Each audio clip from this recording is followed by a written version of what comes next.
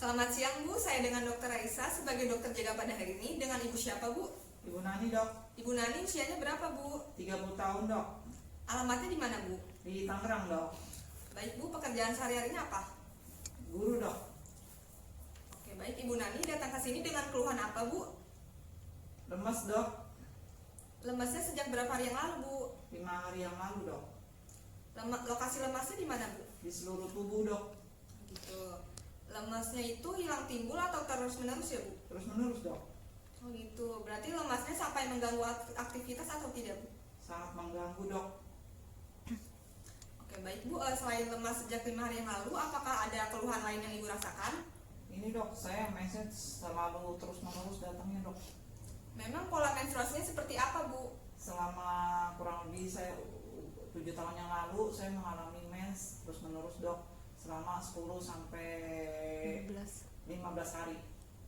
Oh gitu. Selain waktu durasi menstruasi yang panjang, apakah darah yang keluarnya banyak Bu? Banyak sekali dok, Warna dan bentuk darahnya seperti apa ya Bu? hitam kemerah-merahan dok, sama bergumpal darahnya. Biasanya Ibu mengganti pembalut sehari berapa kali? 3 sampai 4 kali dok, tapi setelah setahun ini kurang lebih saya mengganti pembalut sampai 5 sampai 7 kali dok. Kalau boleh tahu pertama kali menstruasi sejak kapan ya Bu? SMP kelas 2 dok. Sejak saat SMP kelas 2 itu menstruasinya langsung lancar atau masih suka tersendat-sendat? Pertama kali datang sekali, terus kemudian sampai setahun saya gak mens. Oke Bu, berarti pola menstruasi seperti ini baru dirasakan sejak 1 tahun ini ya Bu? Iya dok. Biasanya kalau Ibu sudah merasa lemas banget, Ibu melakukan apa untuk mengurangi rasa lemasnya? Saya tiduran sama minum vitamin dok. Oh gitu, tapi ngaruh nggak Bu? Enggak sih dok. Kalau faktor yang memperberatnya ketika Ibu lagi ngapain? Bekerja, pekerjaan yang berat lah biasanya. Ya baik Bu, apakah sebelumnya Ibu pernah mengalami keluhan yang sama seperti ini? Gak pernah dok. Kalau dari keluarga, apakah ada yang mengalami keluhan yang sama? Gak ada dok. Terus dari keluarga pola menstruasinya tidak ada yang mengalami yang sama seperti ini? Gak ada dok. Oke baik Bu. Apakah Ibu hanya mengalami lemas saja atau ada gejala penyerta lainnya? Berarti Ibu hanya mengalami lemas doang atau ada gejala penyerta lainnya Bu? Pusing aja dok. Oh, pusing. Rasa pusingnya seperti apa Bu? Pusing biasa sih dok. Pusingnya berputar atau tidak Bu? Enggak dok. Ibu mengalami mual-mual juga atau tidak? Tidak dok. Oh gitu. Oke baik Bu, kalau misalkan Ibu luka di bagian manapun itu sulit sembuh atau tidak Bu? Tidak dok. Tapi ada memar-memar gak Bu di bagian tubuh Ibu? Tidak dok. Tidak ada. Oh gitu. Kalau dari faktor makanan Bu, apakah ada makanan tertentu yang Ibu konsumsi? Tidak dok. Semua saya makan dok. Kalau sayuran Bu? Sayuran saya rutin dok. Kalau daging, apakah Ibu sering mengkonsumsi daging? Daging seminggu 2 kali dok. Itu berarti sudah cukup baik ya Bu dari pola makannya. Biasanya setelah makan Ibu minum airnya air putih, air dingin, teh, jus atau apa Bu? Air putih dok. Tuh. Mohon maaf Bu, sebelumnya saya ingin bertanya, apakah Ibu sudah berkeluarga? Sudah dok. Maaf Bu, saya ingin bertanya sekali lagi. Maaf jika pertanyaan ini sedikit sensitif. Apakah Ibu sudah pernah memakai alat kontrasepsi? Belum pernah dok. Berarti Ibu belum pernah memakai alat kontrasepsi apapun ya Bu? Iya dok. Ibu kalau keluar rumah selalu memakai alas kaki atau tidak? Selalu dok. Oh gitu. Oke baik Bu, saya ulangi keluhannya ya Bu. Ibu Nani usia 30 tahun datang dengan keluhan lemas seluruh tubuh sejak 5 hari yang lalu dengan tambahan gejala penyerta berupa pusing tidak berputar terus menerus sampai mengganggu aktivitas yang diduga karena menstruasi yang banyak terus menerus sebanyak 10 sampai 15 hari sejak 1 tahun terakhir. Keluhan menstruasi sudah dialami 1 tahun tapi memberat di 1 bulan ya Bu. Iya dok. Biasanya keluhan mereda dengan istirahat dan minum vitamin, lalu memberat ketika melakukan aktivitas seharian penuh. Tidak ada keluhan serupa yang dialami keluarga dan Ibu belum pernah mengalami keluhan ini sebelumnya. Faktor makanan sudah cukup baik, rutin makan sayur setiap hari dan makan daging 2 kali seminggu. Tidak ada memar pada luka dan luka tidak sulit sembuh. Ibu tidak mengalami penurunan berat badan dan BAB tidak berdarah dan berlendir. Ibu juga tidak pernah menggunakan alat kontrasepsi apapun, keluar rumah tanpa alas kaki di sangkal. Baik Bu, apakah ada yang mau ditambahkan dari kesimpulan keluhan yang saya ucap barusan Bu? Tidak ada dok. Baik, sudah cukup ya Bu. Ya dok. Saya akan mencatat hasilnya di rekam medis, lalu nanti saya akan melakukan pemeriksaan fisik mulai dari kepala hingga kaki. Namun pemeriksaan ini agak sedikit tidak nyaman. Apakah Ibu bersedia untuk dilakukan tindakan? Sedia dok. Baik Bu, silakan Ibu ke meja pemeriksaan sekarang ya Bu. Ya dok.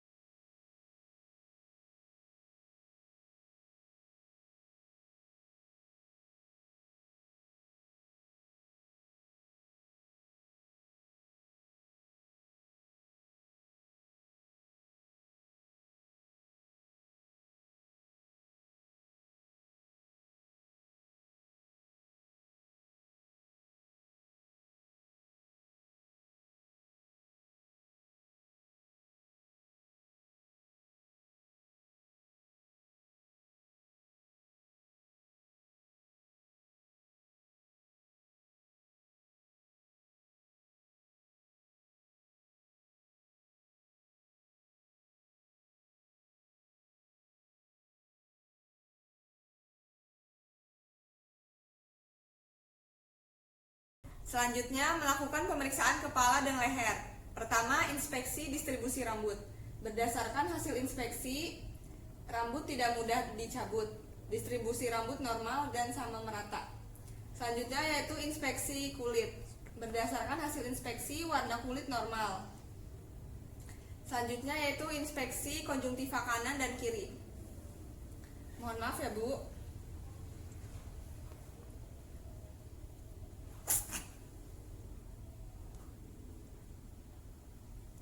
Konjungtiva normal, tidak pucat dan tidak tampak anemis dan tidak adanya injeksi. Selanjutnya yaitu inspeksi sklera kanan dan kiri. Mohon maaf ya Bu.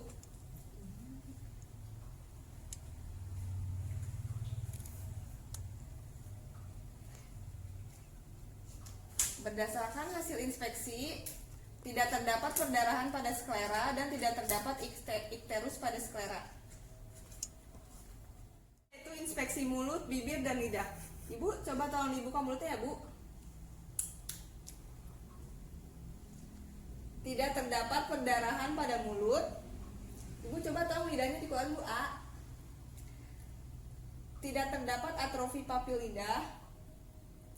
Gusinya Bu, gusinya. Tidak terdapat adanya stomatitis. Dan juga tidak terdapat adanya hipertrofi gingiva pada gusi. Selanjutnya yaitu melakukan pemeriksaan dada depan. Yang pertama, inspeksi bentuk dada. Berdasarkan hasil inspeksi, bentuk dada simetris antara kanan dan kiri.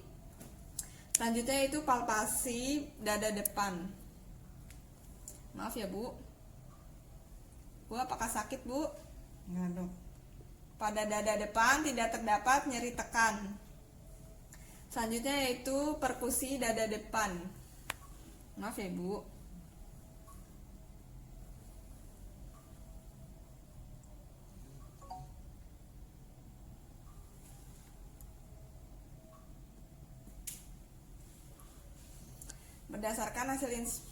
Berdasarkan hasil perkusi, dada normal. Selanjutnya yaitu auskultasi dada.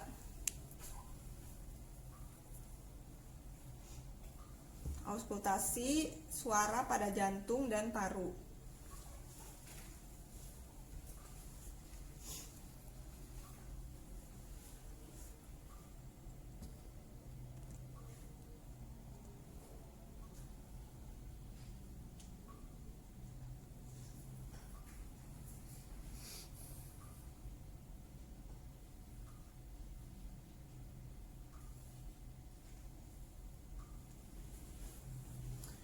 Berdasarkan hasil auskultasi, suara paru yaitu sonor dan suara jantung yaitu bunyi jantung 1 dan 2.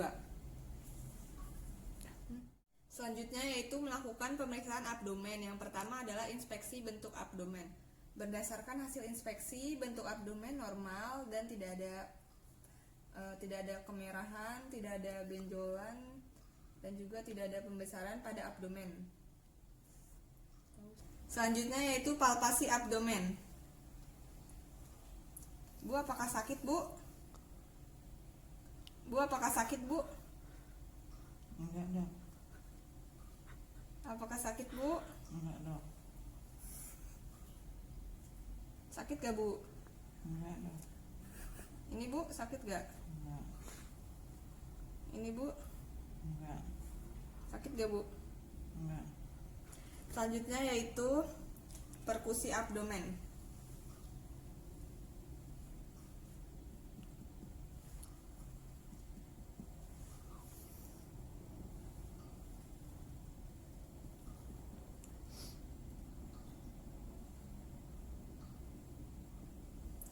Berdasarkan hasil perkusi, suara abdomen yaitu redup. Selanjutnya yaitu auskultasi abdomen.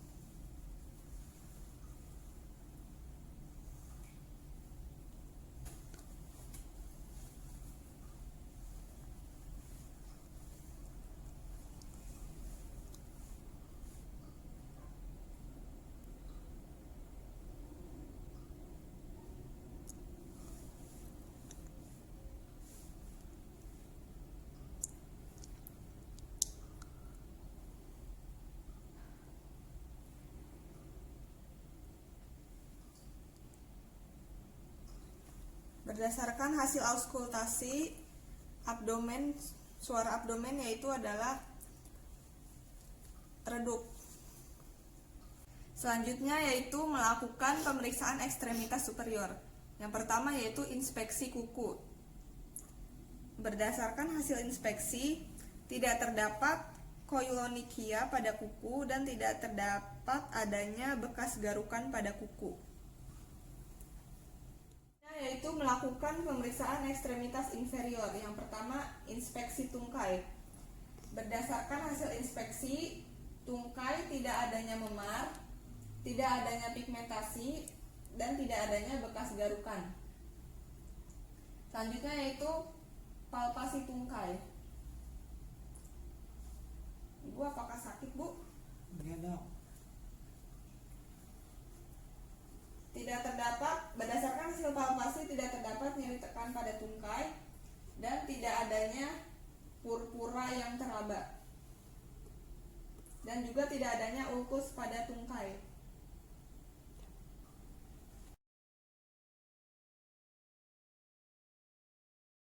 Selanjutnya yaitu melakukan pemeriksaan kelenjar getah bening. Palpasi kelenjar getah bening. Yang pertama di sini adalah praauricularis, yang di belakang sini adalah auricularis posterior, yang di bawahnya adalah occipitalis, di sini adalah tonsillaris, di sini adalah submandibularis, di sini adalah submentalis, di sini adalah cervicalis superficialis, di sini adalah cervicalis posterior, di sini adalah rantai cervicalis dalam. Di sini adalah Tes Rampelit merupakan tes uji supraclavicularis. bendung untuk menguji ketahanan pembuluh darah kapiler. Dikatakan positif bila muncul peteki atau bintik-bintik merah di kulit lebih dari 10 pada diameter lingkaran 5 cm di lengan bawah bagian depan atau volar dekat fossa cubiti. Nilai normalnya yaitu bila jumlah peteki kurang dari 10.